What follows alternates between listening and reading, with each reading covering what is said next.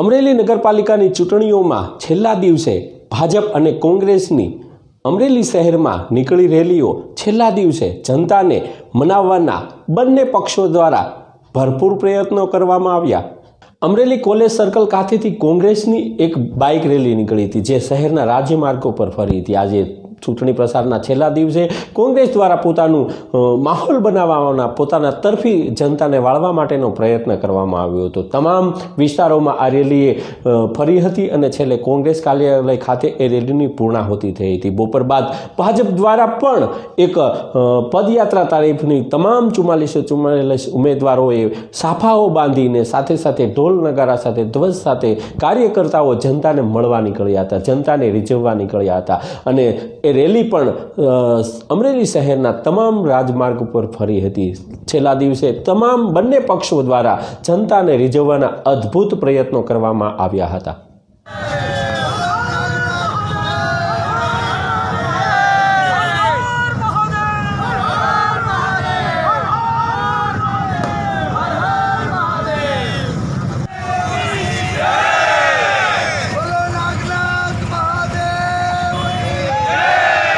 સ્થાનિક સ્વરાજ્યની ચૂંટણીઓનું બીજું ચરણ આજે પ્રચાર પડઘમ શાંત થવા જઈ રહ્યા છે, ત્યારે 20 વર્ષથી ગુજરાતની પ્રજાનો અવાજ દબાવનારી આ ભારતીય જનતા પાર્ટીની ભય, ભ્રમ અને ભ્રષ્ટાચારથી ખદબદતી સરકારને સબક શીખવાડવા, એનો અહંકાર ઓગાળવા, મંદી, મોંઘવારી અને બેરોજગારી સામે સૂતેલી સરકારને જગાડવા આખું અમરેલી મહાનગર, આખું ગુજરાત સામૂહિક મતદાન કરે એવી અપેક્ષા સાથે અમરેલી શહેર કોંગ્રેસ સમિતિ દ્વારા વિજય સંકલ્પ રેલીનું આયોજન કરવામાં આવ્યું હતું। મને સંપૂર્ણ વિશ્વાસ છે કે આ લીલીછમ અમરવેલીનો મતદાતા શાણો છે, સમજુ છે, સજ્જન છે અને ક્યાંય સરકારી અત્યાચારની સામે માથું ઉઠાવી અને સત્તા પરિવર્તનનો સંકલ્પ કરનારો મતદાર છે।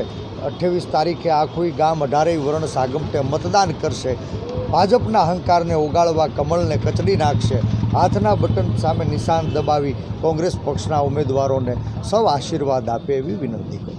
ઇલેક્શન પૂર્ણ થયા પહેલા મહાનગરપાલિકાના જે પરિણામો આવ્યા, પરિણામ આપવા કેટલા ઉચિત?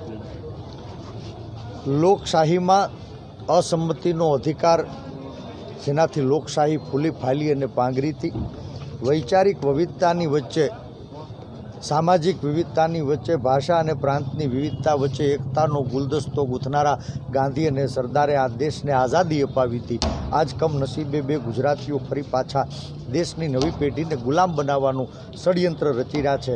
કોઈ અધિકારનો અવાજ ઉઠાવે તો એને પોલીસના દંડે પીટવામાં આવી રહ્યા છે, ખોટા પોલીસ કેસ કરીને જેલમાં ધકેલવામાં આવી રહ્યા છે। 6 મહાનગરની અંદર પણ માત્ર 24% મતદારોએ મત આપ્યા અને જીતનું જશ્ન મનાવી રહેલી ભારતીય જનતા પાર્ટીએ ચૂંટણીના આગલા દિવસે 6 મહાનગરમાં 10,000 કરતાં વધુ કોંગ્રેસના નેતા, આગેવાન કે કાર્યકર્તાઓને ડિટેન શું કામે કર્યા, એ હવે ગુજરાત સવાલ પૂછતું થયું છે। સ્થાનિક સ્વરાજ્યની ચૂંટણીમાં જનતાની અદાલતે ફેસલો કરવાનો હોય, કમનસીબે મંદી, મોંઘવારી અને બેરોજગારીના ભયથી થરથર કાપતી ભાજપ જનતાની અદાલતમાં જતાં ડરી રહી હતી, એટલે કોંગ્રેસ પક્ષના સારા, સજ્જન, સમજુ ઉમેદવારોનું લિસ્ટ જાહેર કર્યું તો એને પોલીસ સ્ટેશને પકડીને એને ફોર્મ પાછું ખેંચવા માટે ધમકાવવામાં શું કામે આવી રહ્યા હતા। કોંગ્રેસ પક્ષના અમુક આગેવાન કાર્યકર્તાઓને અમે ચૂપચાપ ફોર્મ ભરાવી જનતાની અદાલતમાં મોકલ્યા હતા, તો ક્યાંય સરકારી તંત્રનો દુરુપયોગ કરી આવા લોકોને ડરાવી ધમકાવીને 219 જણાના ફોર્મ શું કામે પાછા ખેંચાવી લીધા। ચાલો સૌ જનતાની અદાલતમાં જઈએ, લોકોને નિષ્પક્ષ રીતે મતદાન કરવા માટેનું વાતાવરણ ઊભું કરીએ, લોકો સમજી વિચારી અને અંતરાત્માના અવાજ મુજબ મતદાન કરશે તો મને સંપૂર્ણ વિશ્વાસ છે કે